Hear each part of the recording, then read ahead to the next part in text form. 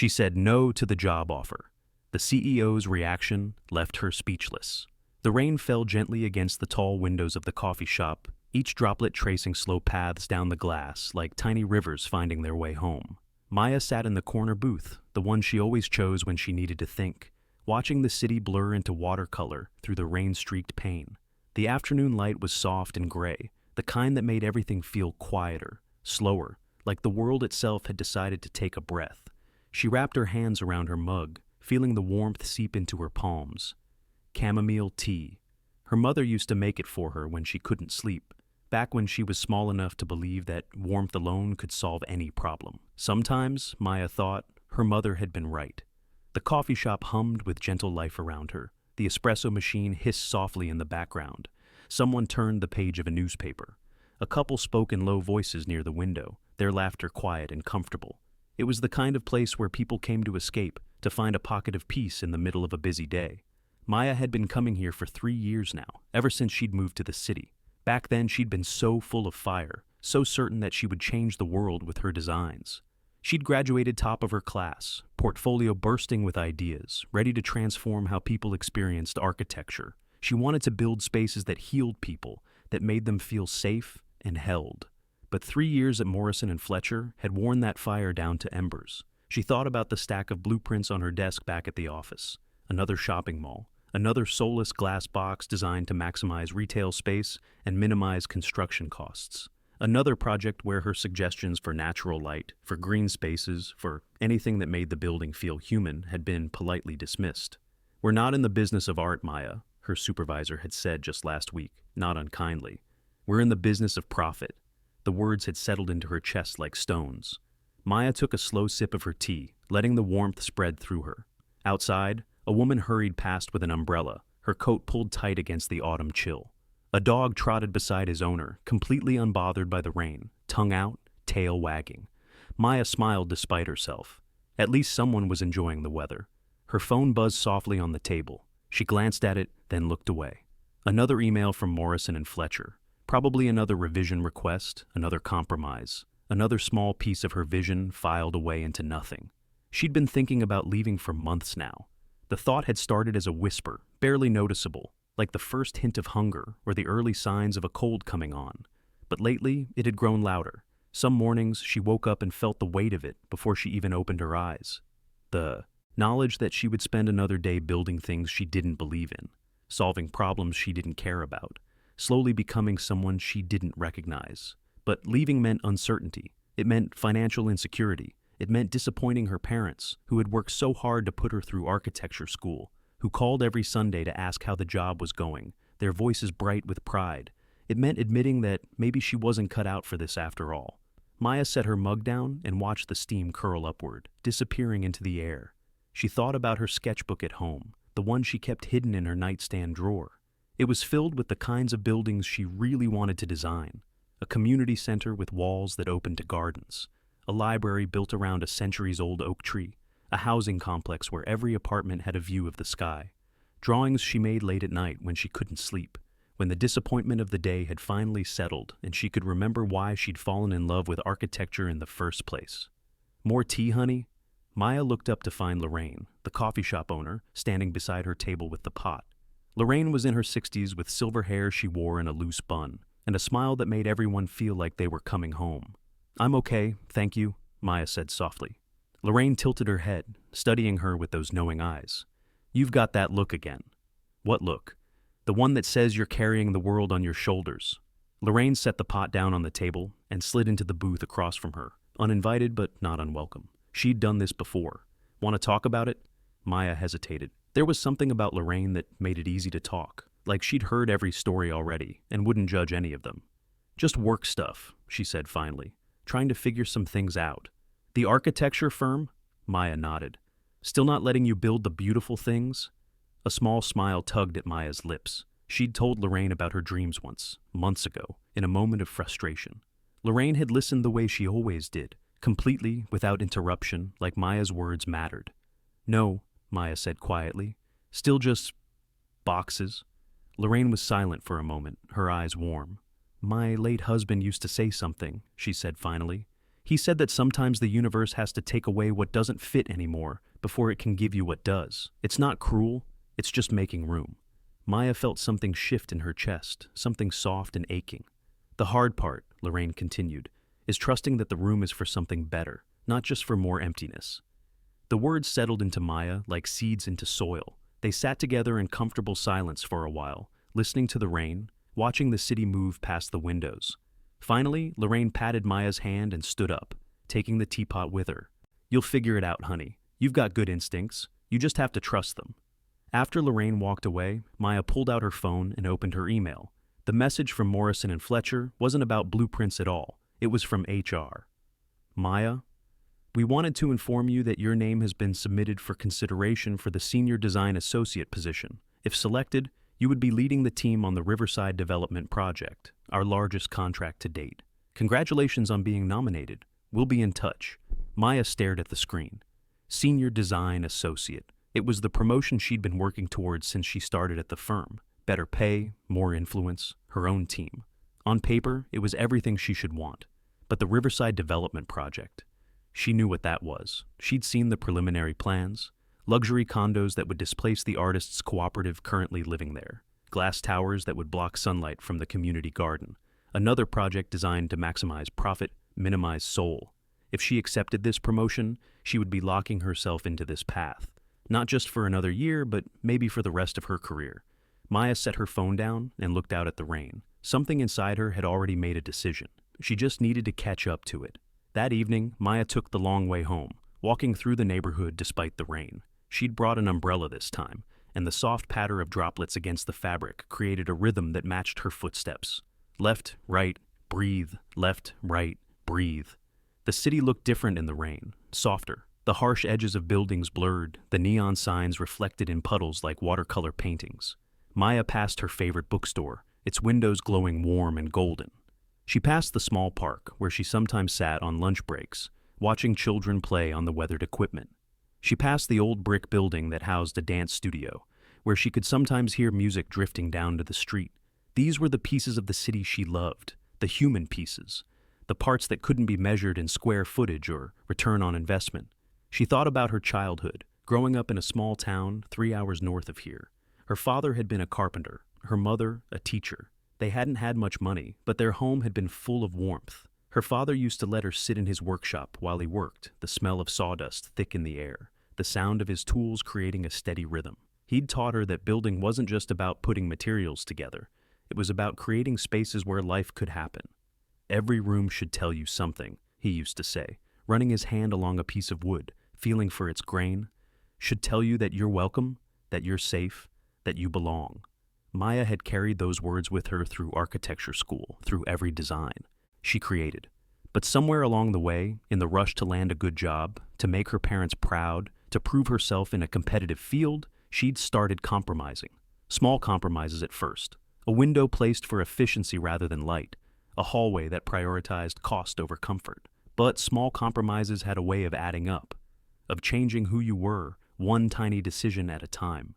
She stopped at a crosswalk, waiting for the light to change. A young couple stood beside her, the man's arm draped protectively around the woman's shoulders, both of them laughing about something Maya couldn't hear. There was something achingly tender about the gesture, the casual intimacy of it.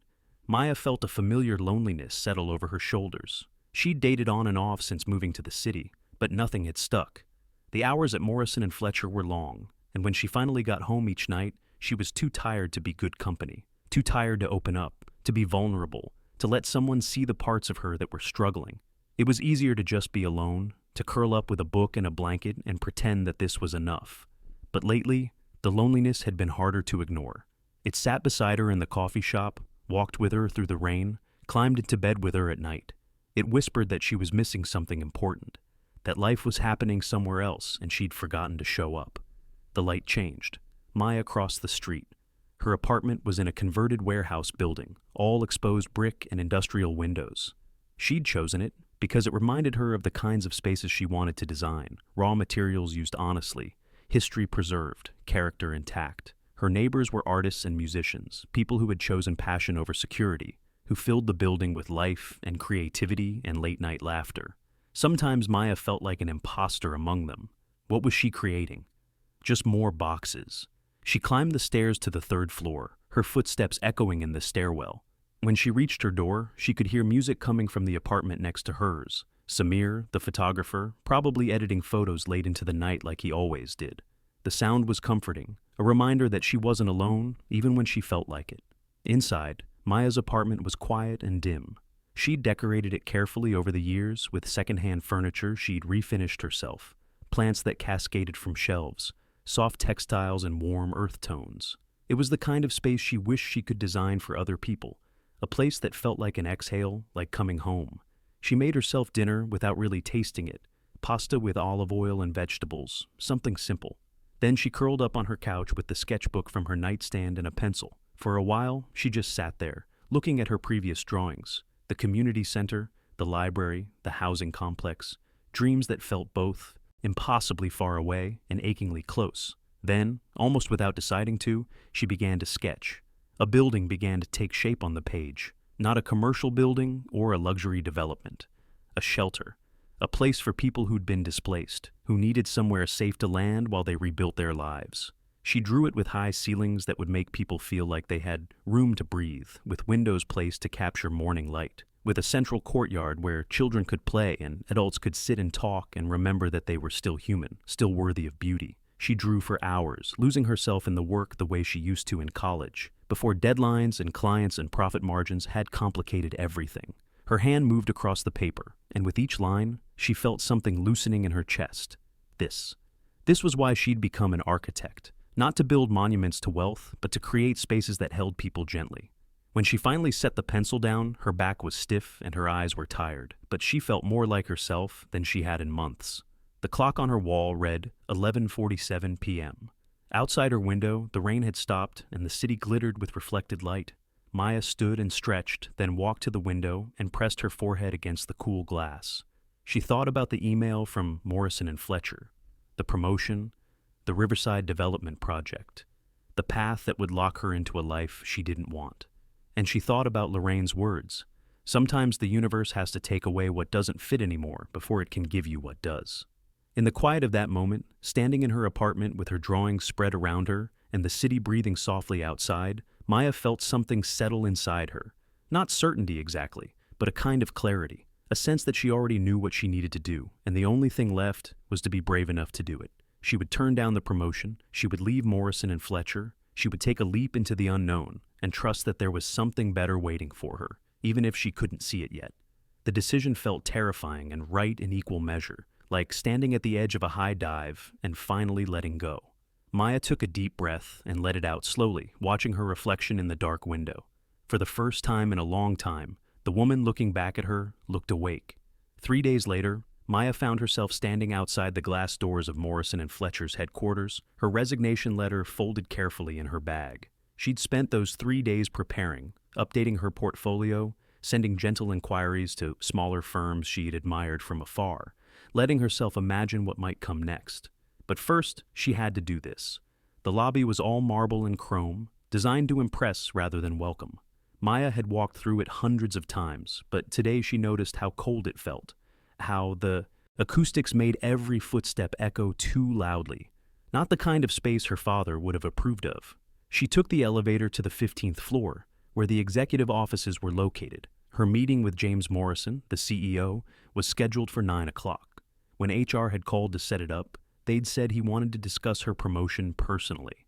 Maya had almost laughed. She was going to discuss something entirely different. The elevator doors opened with a soft chime, revealing a quiet hallway with plush carpeting that absorbed sound. Maya walked past framed photos of the firm's most prestigious projects, all glass and steel, all impressive, all empty of soul. Morrison's assistant, a woman named Patricia, who'd always been kind to Maya, looked up from her desk with a warm smile. "Good morning, Maya. Mr. Morrison is ready for you. Go right in." Maya's heart hammered in her chest, but she kept her breathing steady. Left foot, right foot. One step at a time. She knocked softly on the heavy wooden door. "Come in," came a voice from inside.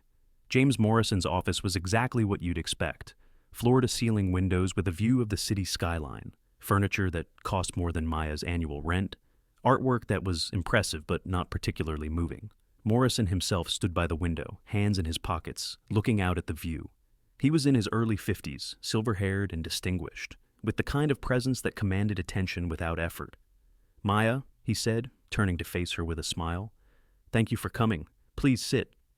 He gestured to the chairs arranged in a casual seating area, not the formal desk setup. Maya appreciated the gesture, even though she knew it was calculated. Morrison was known for his ability to read people, to make them feel comfortable even as he negotiated terms in his favor. Maya sat down, setting her bag carefully on the floor beside her. Morrison settled into the chair across from her, his posture relaxed, his expression genuinely warm. "I wanted to talk to you about the senior design associate position," he began. "Your work over the past 3 years has been exceptional, Maya. Reliable, thoughtful, professional. You're exactly the kind of architect we want leading our teams." "Thank you," Maya said quietly. "I appreciate that." "The Riverside development is going to be a landmark project for us," Morrison continued. $50 million budget, partnership with the city, huge visibility. It's the kind of project that can define a career. He leaned forward slightly, his eyes intent. "I want you to lead it." There was a silence. Morrison waited, expecting excitement, gratitude, immediate acceptance. Maya took a slow breath, feeling her heartbeat in her throat. This was the moment, the cliff edge. "Mr. Morrison," she said gently, "I'm honored that you thought of me. I truly am. But I'm afraid I can't accept the position." Morrison's expression didn't change immediately. He blinked, processing. "You can't accept it?" "No, sir." Maya's hands were steady in her lap, even though everything inside her trembled. "Actually, I'm here to submit my resignation." She reached into her bag and pulled out the letter, extending it across the space between them. Morrison didn't take it. He just looked at her, his face still showing that slightly puzzled expression, like she'd spoken in a language he didn't quite understand. "I don't understand," he said slowly. "Is this about salary? We can discuss the compensation package." "It's not about salary," Maya interrupted softly. "It's about the work itself." Morrison sat back in his chair, and for a moment, neither of them spoke. Maya could hear the quiet hum of the air conditioning, the distant sound of traffic from the street below. Outside the window, clouds drifted slowly across the sky, casting moving shadows over the city. "Tell me what you mean," Morrison said finally, and there was something different in his voice now. Not defensive, curious. Maya set the letter on the table between them. "I became an architect because I wanted to build things that help people," she said quietly. "Spaces that make life better, that heal, that create community. But everything we build here is just empty. Beautiful on the outside, maybe, but empty where it counts. And I don't want to spend my life building empty things." Morrison was silent, watching her with an expression she couldn't quite read. "The Riverside development," Maya continued, her voice gentle but steady, "is going to displace 100 artists. There's a community garden there that's been serving low-income families for 15 years, a cooperative workspace that gives young creators affordable rent. And we're going to bulldoze all of it to build condos that only wealthy people can afford." She met his eyes. "I can't lead that project. I won't." The silence stretched between them, long and heavy. Maya waited for Morrison to tell her she was naive, impractical, too idealistic for the real world of architecture. She'd heard it before, from professors, from supervisors, from well-meaning friends who told her she needed to be more realistic. But Morrison didn't say any of those things. Instead, he stood up and walked back to the window, his hands clasped behind his back. He stood there for a long moment, looking out at the city he'd helped build, at the skyline marked with dozens of projects bearing his firm's name. "My father was a builder," he said finally, his voice quiet. "Not an architect, a builder. He worked with his hands, built houses for regular families. Nothing fancy, just solid, honest work." Maya stayed silent, listening. "When I told him I wanted to study architecture, wanted to build skyscrapers and office complexes, he was proud, so proud." Morrison's voice carried something Maya had never heard in it before, something soft and sad. "But the last time I saw him, about a year before he died, we drove past one of my buildings downtown. This huge glass tower, 50 stories, my first really big commercial success. And you know what he said?" Morrison turned to face her. He said, "It's beautiful, James, but who's it for?" And I didn't know how to answer him. He walked back slowly and sat down again. "I told myself it didn't matter. That profit was how you measured success in this field. That beauty for beauty's sake was a luxury we couldn't afford. I told myself a lot of things. Maya felt her chest tighten with unexpected emotion. But I never forgot that question, Morrison said softly. Who's it for? And somewhere along the way, I stopped being able to answer it honestly. We build for clients who can afford us, for profit margins, for shareholders. But we don't build for people anymore. Not really. He looked at Maya with something that might have been regret or recognition, or perhaps a little of both. You just said something to me that no one in this firm has had the courage to say in 10 years, maybe longer. Maya felt tears prick at her eyes, but she blinked them back.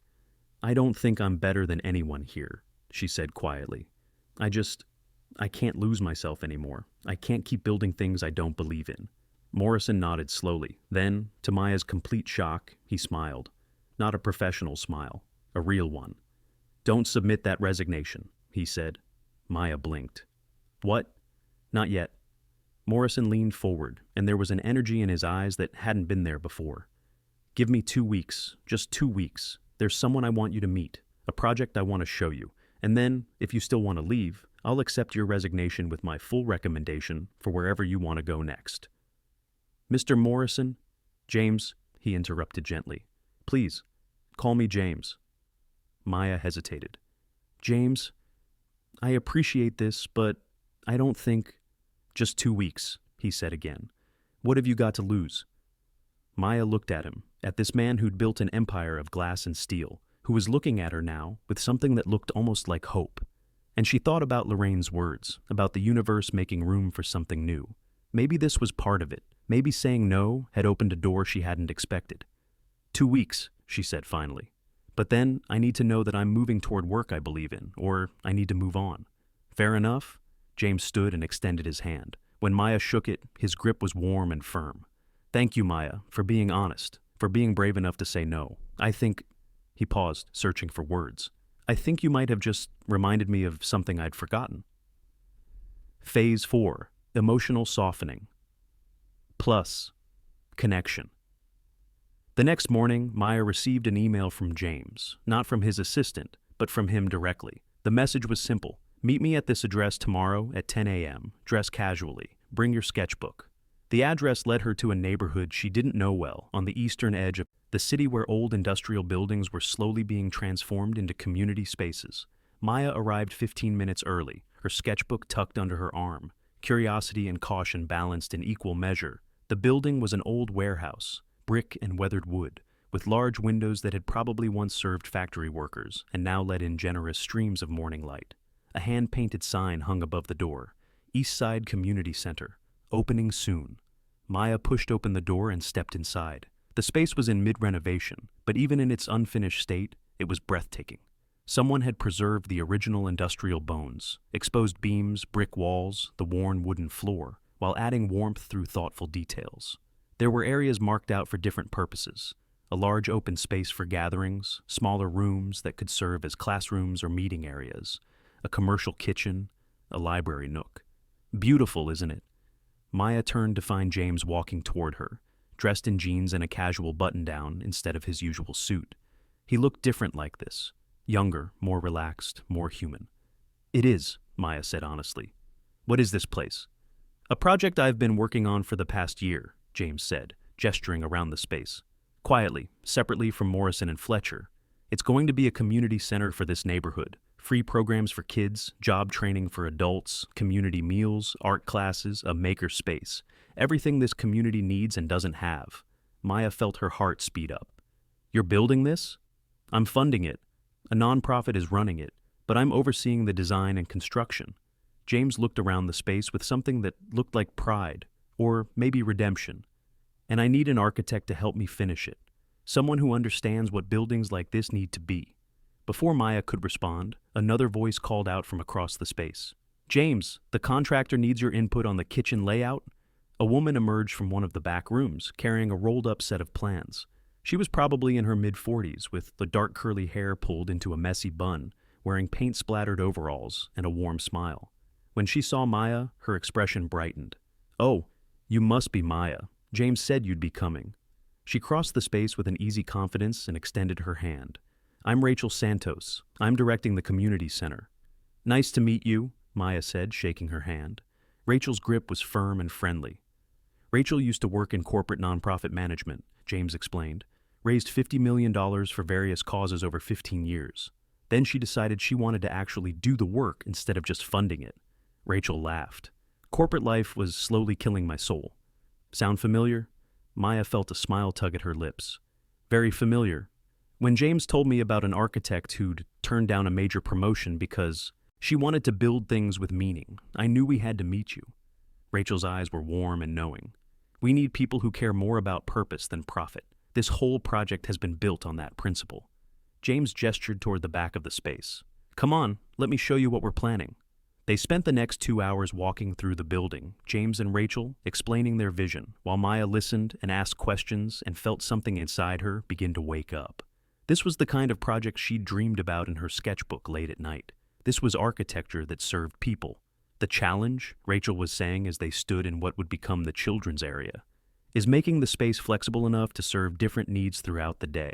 Morning preschool programs, afternoon tutoring, evening adult education. We need it to transform. Maya's mind was already turning. What if you used modular furniture, pieces that can be rearranged or stored away? And if you... She paused, looking around the space, seeing possibilities. If you put in folding glass doors here, you could open this area up to the outdoor courtyard during nice weather. Give kids more room to move, more connection to nature. Rachel's face lit up. Yes, exactly that. They moved from room to room, and Maya found herself sketching as they talked, her pencil flying across paper as ideas flowed. James and Rachel watched, occasionally asking questions, but mostly just letting her think out loud.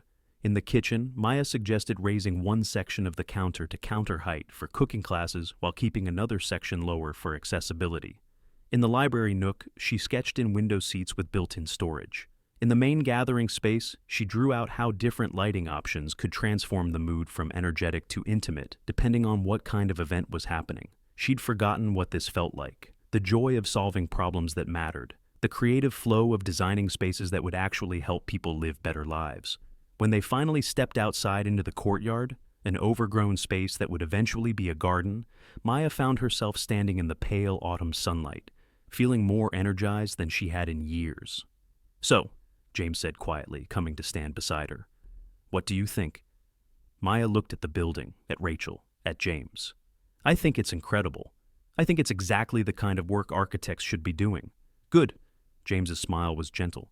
Because I'd like you to lead the design team, not as an employee of Morrison & Fletcher, as an independent contractor working directly on this project, and he paused.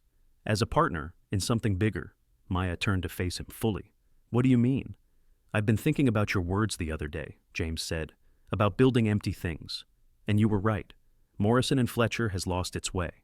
But instead of abandoning it, I want to transform it. Create a separate division dedicated entirely to social impact projects. Buildings that serve communities, not just profit margins. Maya's heart hammered in her chest.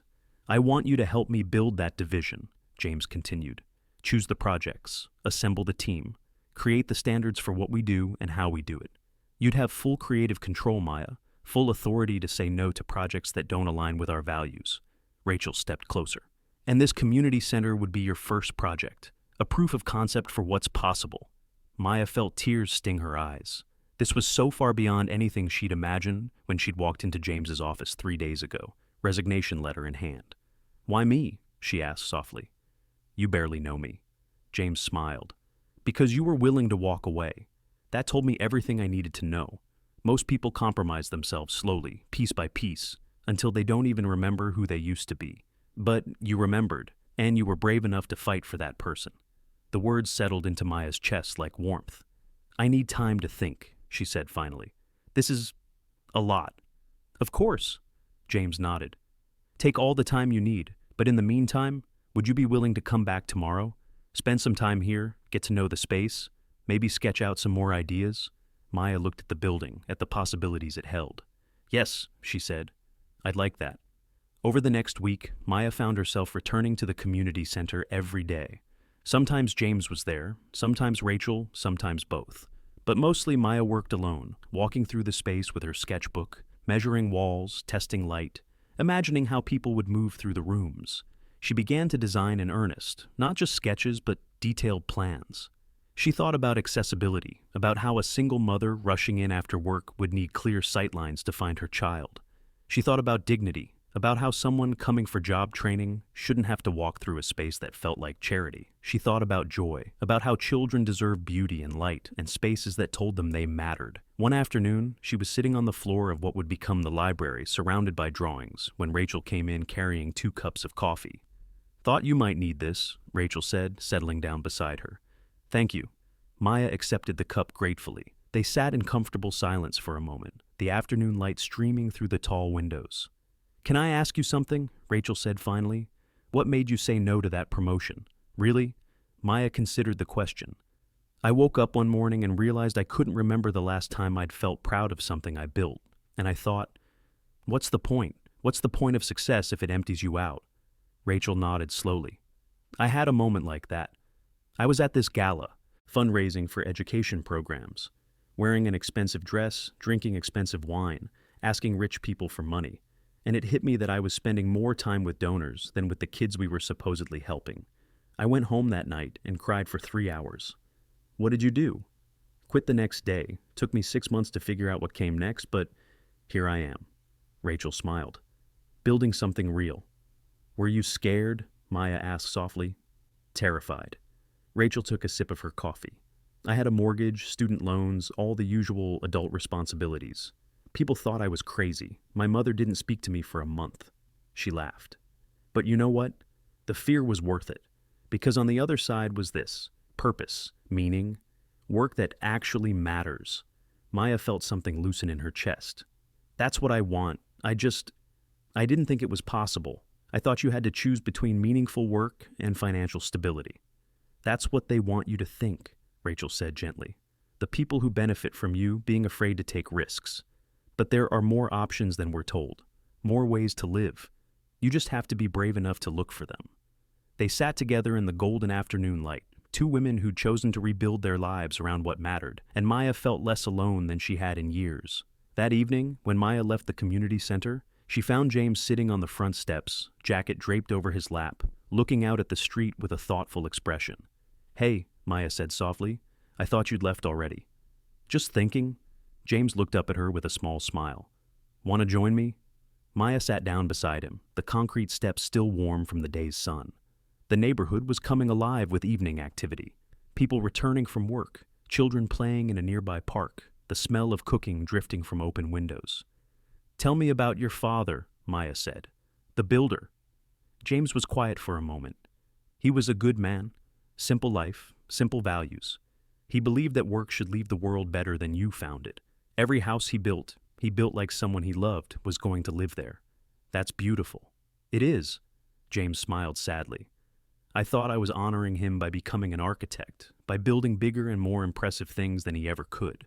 But somewhere along the way, I forgot what he actually valued. It wasn't the size of the building, it was the care and how it was made." Maya felt her throat tighten. "It's not too late, you know, to remember. I'm starting to realize that." James looked at her.